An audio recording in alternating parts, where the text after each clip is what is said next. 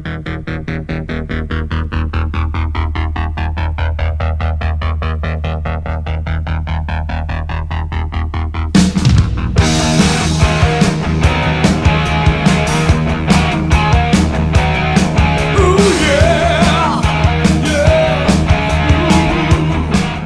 there folks, welcome back to another Tayar podcast episode. In this episode we will be reviewing the Forever Titan concert which was held in memory of Kevin Riddles on Friday the 12th of September at Glasgow's Ivory Blacks. Both Neil and I went there. I found out about it I'm sure it was an advert that popped up on my Facebook feed. To be honest with you, it was actually the music that accompanied it, and I'm sure it was a Titan song. I don't know Titan, I've never heard of the band name before. Little else have I heard of either of the other bands apart from Crusaders. There was 5 bands on the bill, but unfortunately due to my poor timekeeping, Neil and I missed the first 2 bands. Unfortunately Crusaders was one of them. So we were able to catch Medusa Touch, Pyroclast, who were the organisers of the event, and the headlining band were Spartan Warrior from Newcastle. Now, just a wee bit about Kev Riddles. Kev Riddles was one of the founding members of a band back in the 80s called Angel Witch.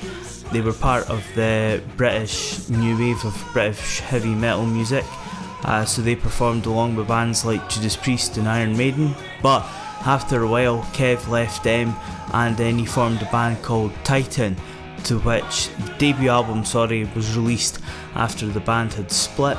From about 2010s onwards, he just started gigging again.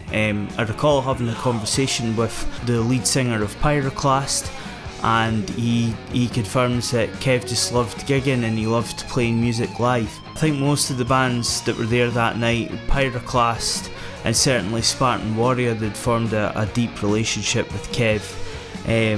Kev passed away in July. I think it was due to cancer. He was diagnosed, I believe, in February, so it was very sudden.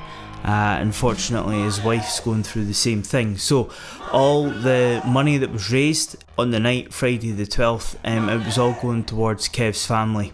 I can't actually find a sum as to how much money was raised, but I do believe that there was quite a lot. So the Pyroclast have been very vocal about it on their Facebook feed, thanking everybody that was in attendance, thanking everybody. I believe that there was people who couldn't make the concert but they still wanted to contribute some way or another, which I think is absolutely fantastic. So it shows you how much Kev Riddles has had an impact on people all up and down the country. It doesn't matter if you listen to music or if you were playing in bands. Clearly that guy had a big heart and a good impact on people. So yeah, I believe there's been a lot of support towards Pyroclast. Can't say much about the first 2 bands, nor can I say much about Medusa Touch, but Neil and I, when we were there, we seen Pyroclast before they started their set. They read out a letter that was from Julie. The audience was completely silent, which I thought was phenomenal, very respectful. And then also during the set, Spartan Warrior, they also done a piece as well. The frontman, he gave a wee speech about his relationship with Kev and how much Kev meant. So it was a very emotional night. However, the music that was there, phenomenal. So as I say, the first band that we walked in on, I can't say how much it was, maybe it was a third of the way into their set or halfway through their set. It was Medusa Touch. So Neil, start us off, Medusa Touch. They are 80s new wave of British heavy metal band. They rock. I'd say it was much more rock influence than heavy metal influence. Really enjoyed their set.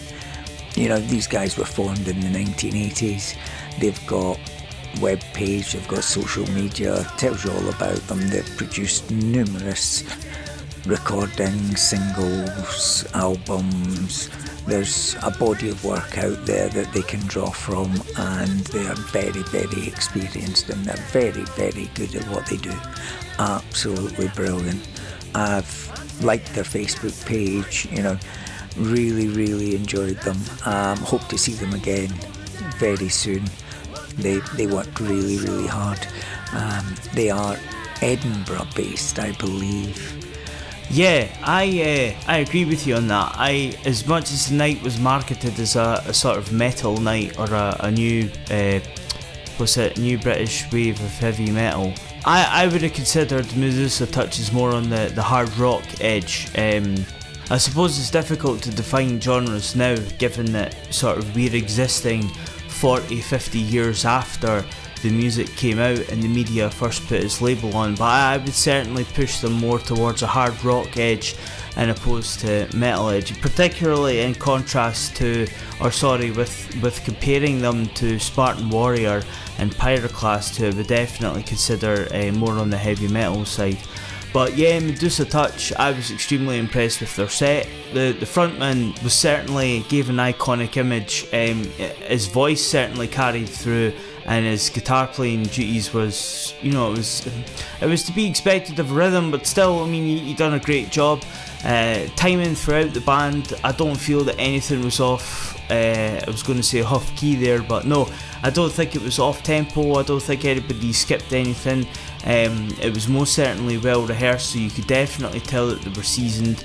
Yeah, as you say, Neil, the band formed, I believe, in about 1983, so sort of at the time when the likes of Iron Maiden, Peace of Mind, but still, I would have said that they were more on the hard rock side, so I would have, not that I know much of Whitesnake, but I thought there was elements there that related more to their movement than the likes of Iron Maiden and Judas Priest.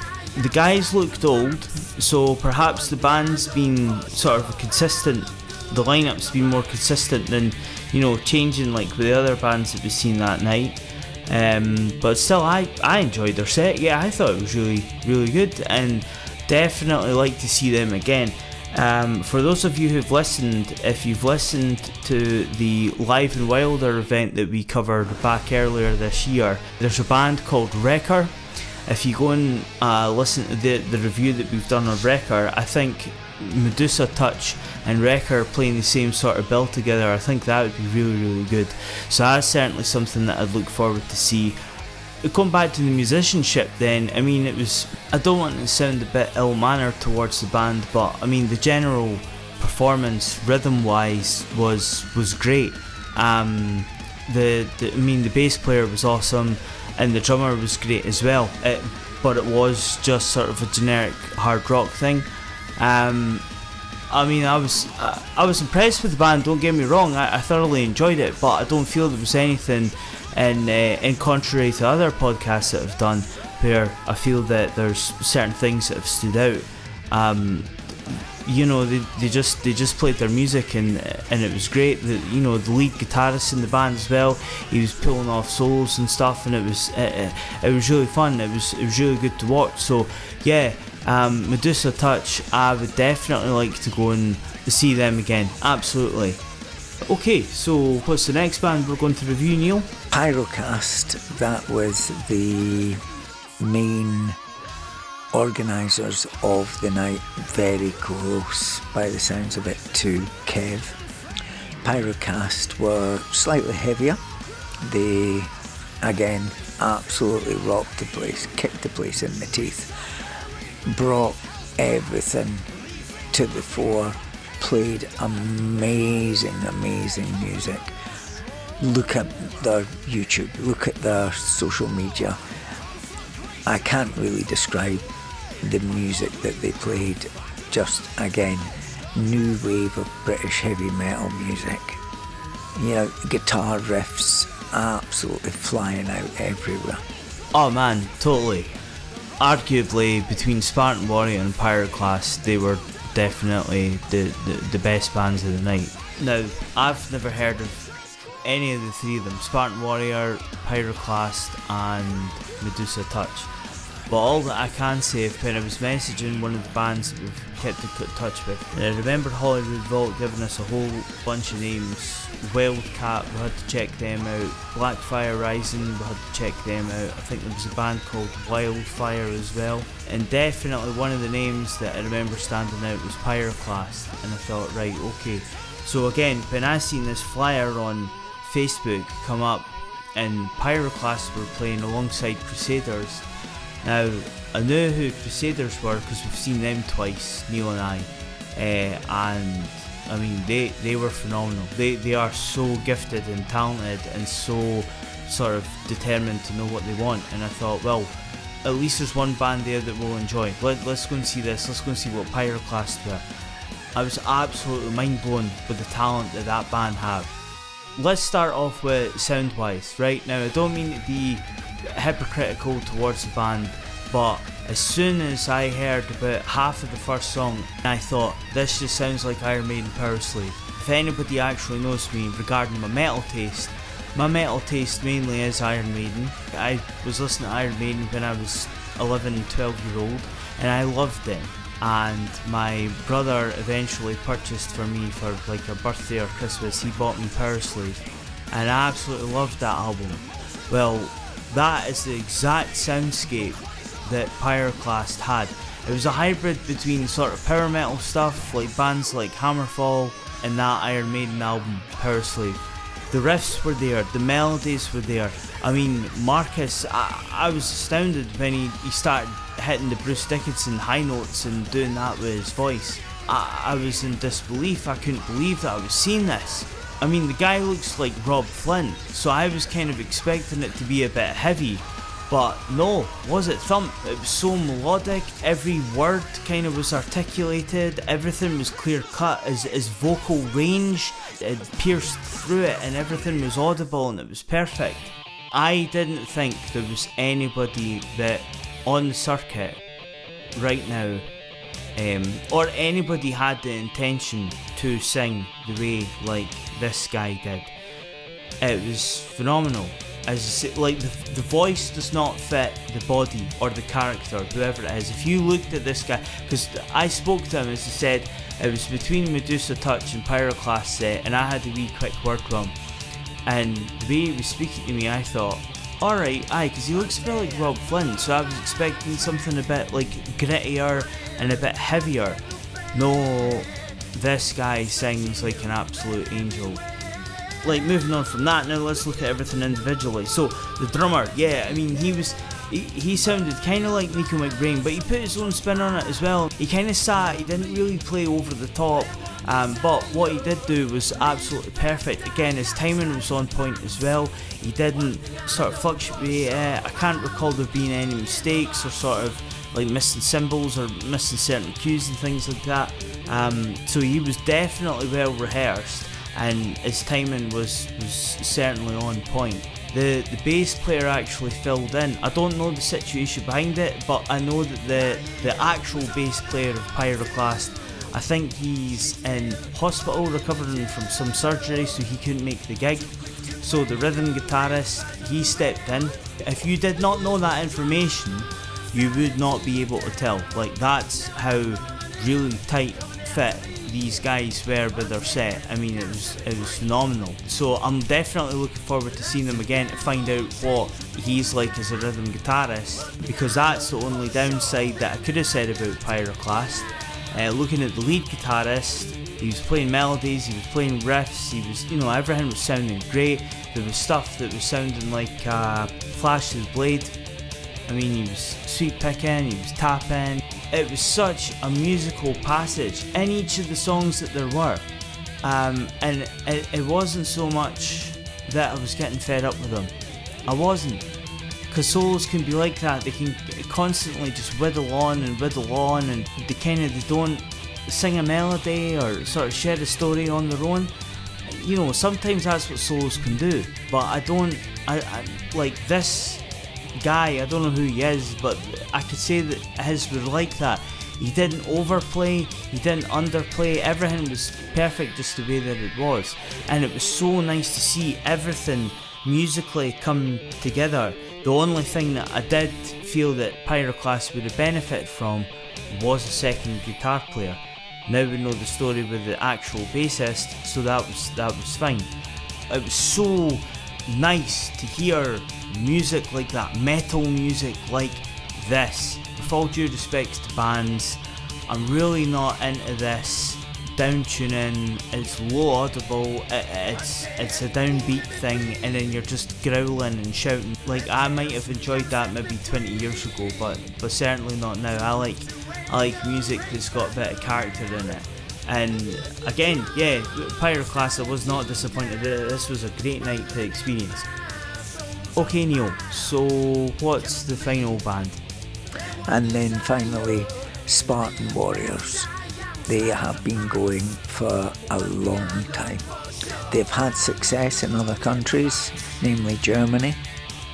They are, again, heavy metal, rock band, outstanding guitars. I mean, the bassist flew through everything. The lead guitar, the rhythm guitar, they swapped places. They were absolutely spot on. The lead singer, totally emotional about Kev. He gave a couple of speeches about how close they were. All the money raised from the door and everything else that was going on went to, I believe, Kev's widow. It's a sad situation when someone's gone. The whole night, though, was, as far as I've heard back from their social media posts, a big success. They managed to raise some money. I mean, it was a Friday night, and by the time Spartan Warrior had come on, most of the people that were in there, I believe, a lot of the people had gone. You know, it would have been nice to see the place full. And, you know, they were barely scratching the surface, which is quite disappointing. But all in all, a great night in bad circumstances. Spartan Warrior, there's a reason that they were the headlining band.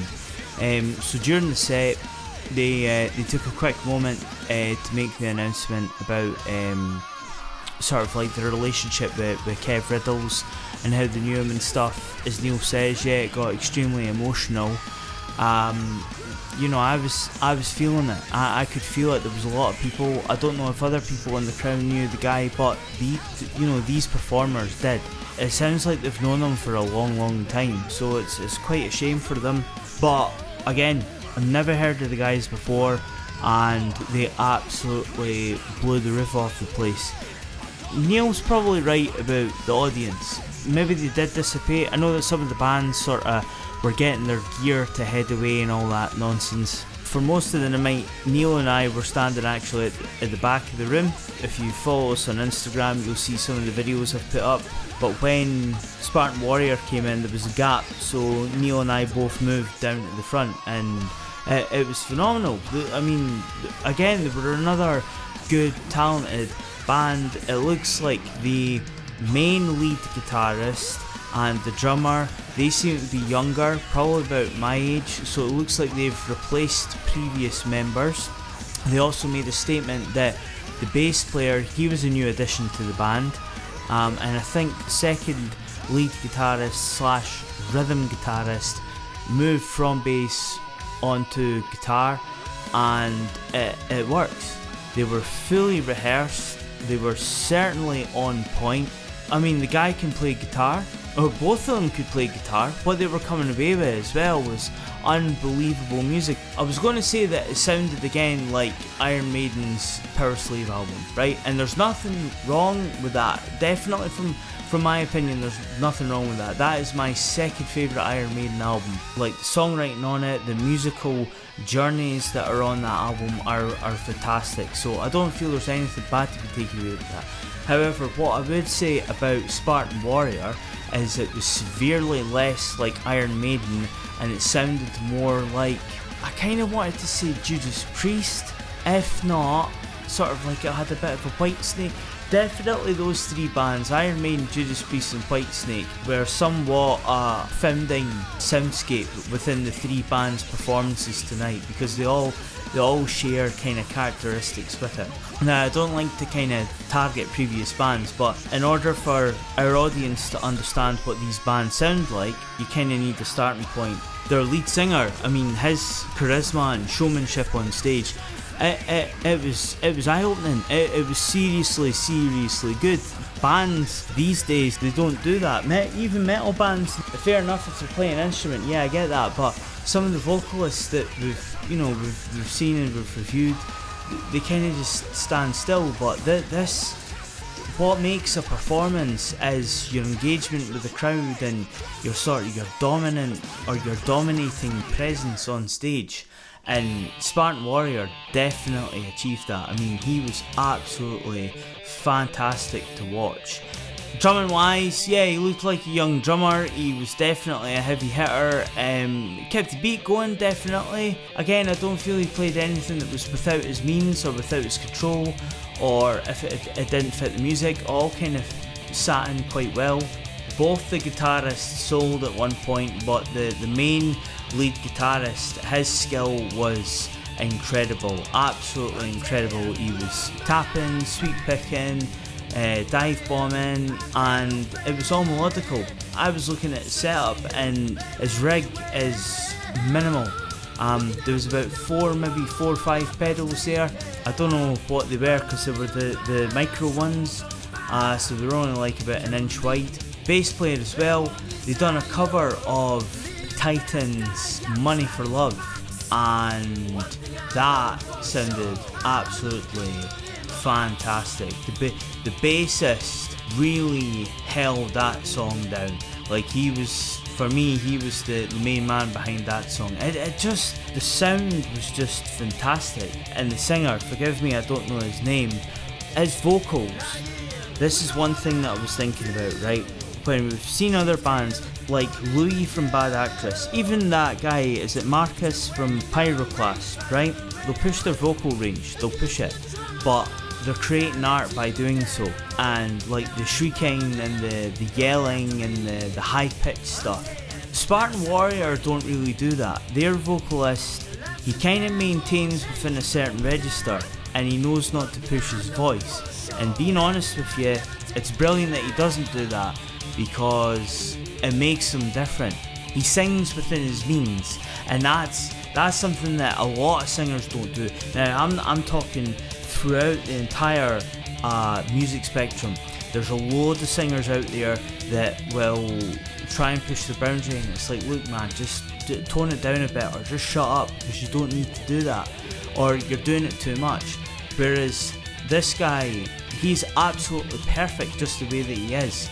Don't get me wrong, there's, he sings low parts, medium parts and high parts, but what I'm trying to get at is, within his vocal register, he knows how low he can go, and he knows how high he can go, and he doesn't push it beyond that. For me, my eyes were on him most of the night. I was very, very interested in how his vocals fit within the music that Spartan Warrior performed. Out of all three of the bands that I've seen, I would probably jump at the chance to go and see Spartan Warrior again. All three of them I'd love to go and see, don't get me wrong, but if I get the opportunity, I would love to go and see Spartan Warrior again.